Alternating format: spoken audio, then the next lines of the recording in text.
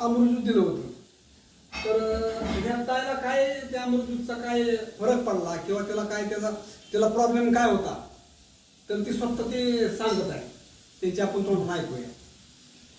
नमस्कार, मी सोनाली निलेश कुंभार.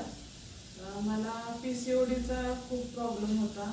पाळी व्यवस्थित येत नव्हती आणि एकच प्रेग्नेन्सी असल्यामुळे एकच ट्यूब होती आणि प्लस त्याच्याबरोबर संधिवाताचा पण त्रास होता. तर ह्या काकांनी सांगितल्यामुळे मी अमृत ज्यूस घेतला आणि एका बॉटलमध्येच मला फरक पडला. संधिवाताचाही प्रॉब्लेम म्हणजे कमी झाला आणि त्याबरोबर मला म्हणजे गर्भधारणही राहिली. त्याच्यामुळे आता किती महिना चालू आहे?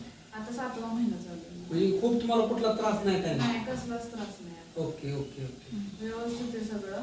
आणि काय म्हणजे गुडघेदुखी वगैरे होती ती पण पूर्ण गेली. काहीच नाही आता. बरं ठीक आहे. तर तुम्ही तुमच्यासारखे असे लेडीज आहेत त्यांना काय संदेश देऊ शकता अमृत बद्दल? तुम्ही पण ते ट्राय करा, घ्या अमृत ज्यूस आणि रिझल्ट तर मला व्यवस्थित म्हणजे आला.